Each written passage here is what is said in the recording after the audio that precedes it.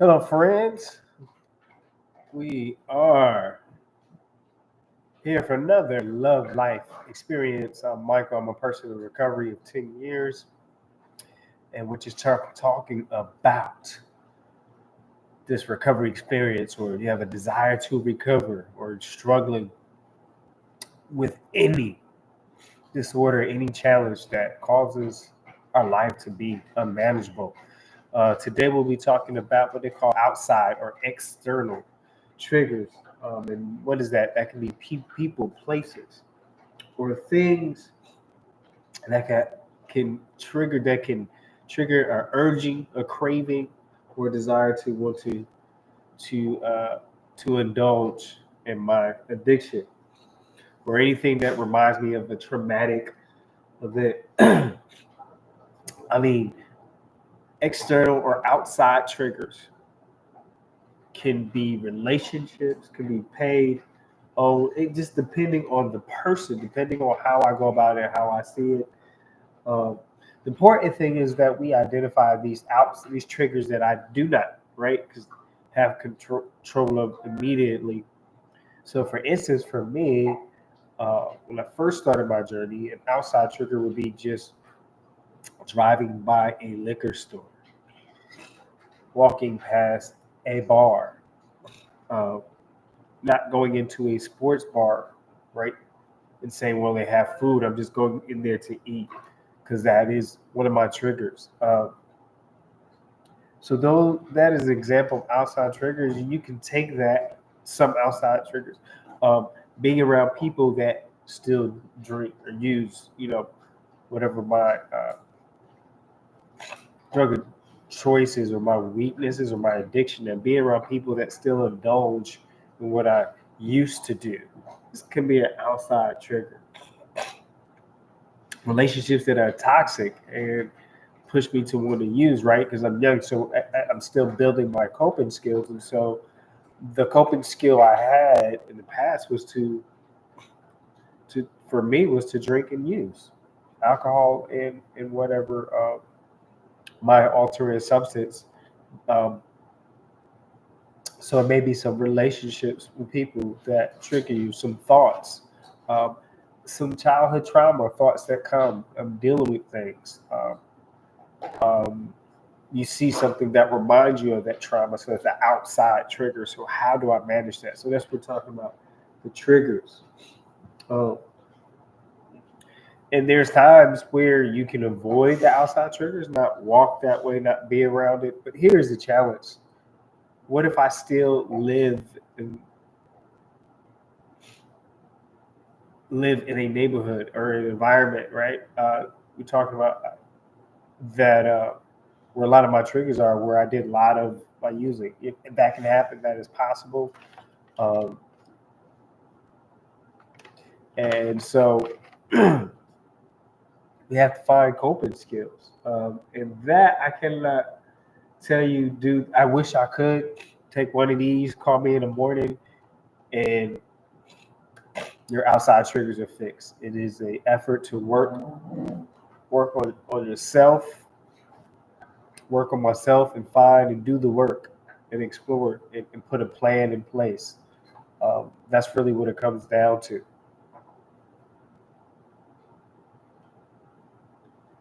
Um, Sometimes with the environment and situations, that's what outside triggers are, right? And today we're going to be using some material from the Massachusetts Center of Recovery. So we appreciate them. Shout out to that resource.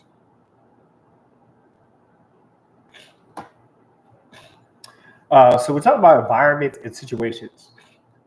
External triggers often, right? And so sometimes, look, pause. This is a disclaimer. Sometimes because I told shared with some of my friends, I have challenges with attention deficit and other mental health areas to of maintenance that I work on. So you might find me glance away sometimes, but I am still with us. So bear with me, right? I have like a red line or red ball moment, like squirrel. Um, External triggers often arise from an individual, environment or certain situations that we may come across. So it can be stressful situations from outside triggers from your environment. But here are some common outside triggers, or what they will say in the clinical sense, external triggers.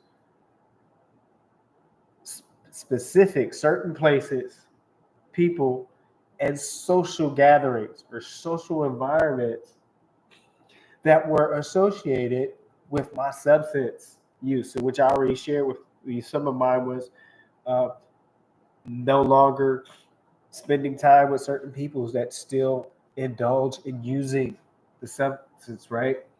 Or drinking, no longer going to places where I don't have to go, where there's a lot of using, or my main drug of choice was alcohol, right? So where that is being served, I don't have to go, right? Or visiting places where I used to consume alcohol and mind altering substance, or meeting friends, right? That I know, right? It's not judgment. It's not that you're better than them. It's just that you long. And to me, they're not friends. They're people that they are people that I used to drink with, drinking buddies and get me high buddies. They're real friends, right? What the commercials say? Real friends don't let friends drive drunk, right? So who still use any? So just being around friends that I know who are still involved in that life, they still about that life, and it can easily trigger it. Or come on, you want to take this. Come on, just one. It's not where you been, and then give you all these stories of remember when we did this and good times, and try to encourage you to indulge. Also, there may be some smells and sounds. It might be a song that trigger you, right? So that's an outside or external trigger. It might be a sound that triggers me, that wants to use it, indulge in the old lifestyle. Maybe certain smells. That's why I don't frequent bars. I don't have I'm no longer part of that life, so there's no need to do that. I know if I walked into a sports bar that serve food, which I don't need to, there's places that don't serve alcohol that serve food. So if I want to dine, now it's different. Like a restaurant, they serve alcohol, but it's not necessarily a bar. To me, it's all in your mentals and how far you grow in your space, right? Um, so the sound and the smell associated with how I use, right? Um, it could be just a simple smell of alcohol, a sound of a lighter. Again, uh, it could be certain music, certain words. It's outside from other people because that's an outside. It's not something coming from within. So that we're talking about smells and sounds, sensory triggers. So identifying that is important. The thing is, in my journey, develop a plan, whether it's internally, whether it's writing it out, whether it's getting with a counselor, whatever it takes. Uh, have a plan, value your sobriety or your desire to stay clean. Have a plan, have an escape plan. Um, for some of my outside triggers, when I travel certain places, certain events where there's drinking or people are indulging in recreational drug activities, uh, in my altering substance activities, uh, my dogs travel with me, and so what I call a warm exit is like, oh, appreciate it, enjoy you. I got to go check on my dogs, make sure everything's okay, and I'm done for the evening. That way, I have set my time frame, the time frame of how long I will be at that function, that activity, because I want to enjoy life. I'm not boring, so I want to go, attend people weddings and different things in that nature, in different events where they celebrating occasions and celebrating life and people, right, and things. Uh, How do we bob and weave through uh, outside triggers, external triggers? One, we got to recognize triggers. That's the first step. I have to recognize that in me, and so that comes into maturity as as you take grow in the recovery.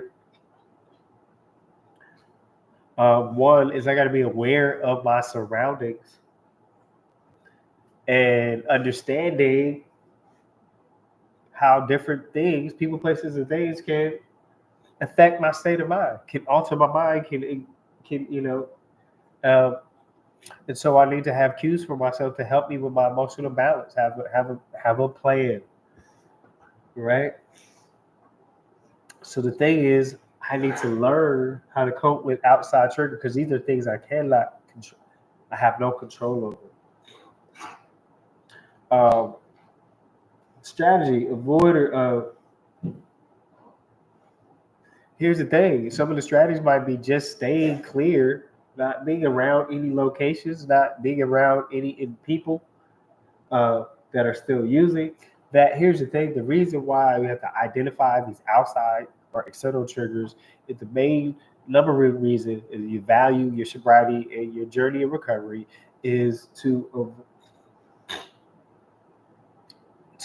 stay away from that could trigger a relapse or stay away from the relapse. Because the more I'm around something that I used to do, the closer the possibilities, the closer I could gradually getting going back to that instead of moving away from the very thing that is not good for my life. So that's just something to think about. So what are some cute things? Uh, if you have a cell phone, to use my cell phone to redirect my thinking. Is there a game I like to play on my phone? Is there a person I could call that is encouraging? Reaching out for help. Do I go to a support meeting? If you NA or AA is your choice, smart recovery, whatever is your choice. Depending on what time of the day, time of the night is, what situation. If I'm on a job, can if I'm in a position, can I ask for a break or I don't know how comfortable you are letting supervisor know your situation, so that can be understandable. Uh, Finding some activities. Again, we talked about possibly using mindfulness exercises to redirect.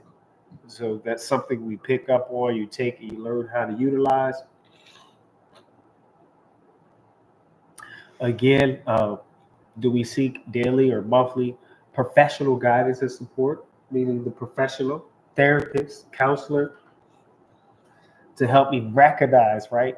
And come up with a plan how to navigate, how to bob and weave, right? How to navigate not okay, uh, through external triggers. Therapists and counselors can provide tools and strategies. It's my choice whether I'm going to try them to see if it works for my personality.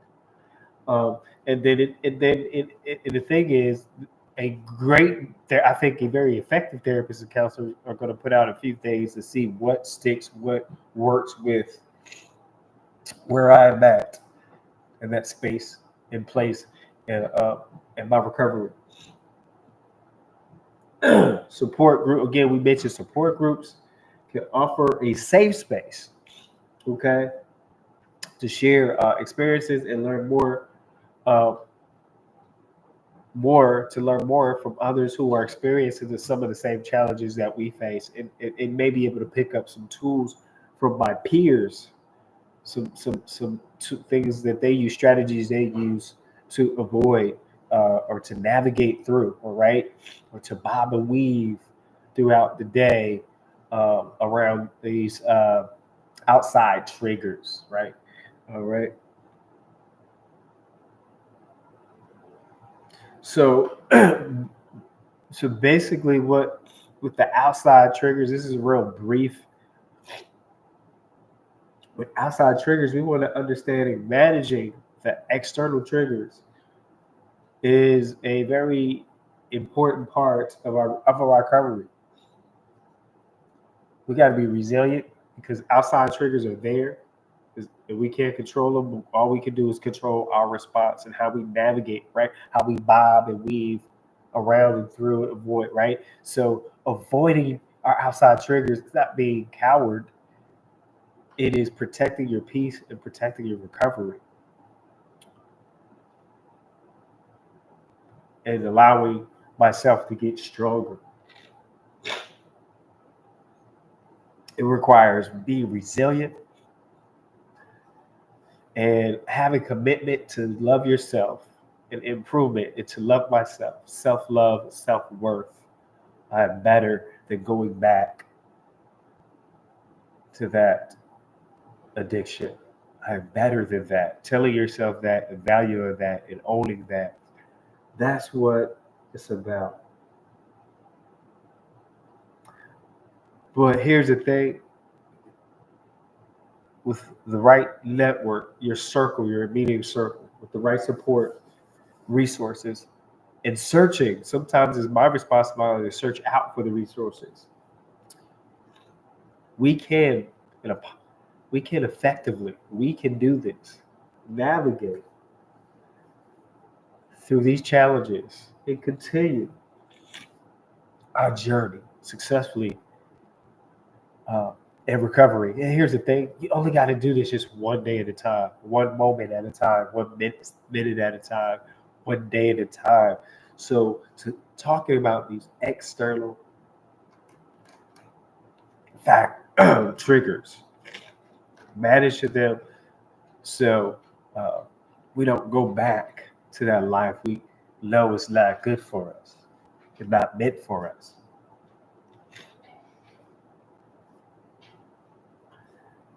So here is your quote for today: never mistake motion for action. Ernest Hemingway. Uh, so till to the next love life experience, remember, I hope my my hopes and my positive thoughts are with you, my friends, that you make choices, and decisions that love you back. So you're encouraged to love life. Till next time.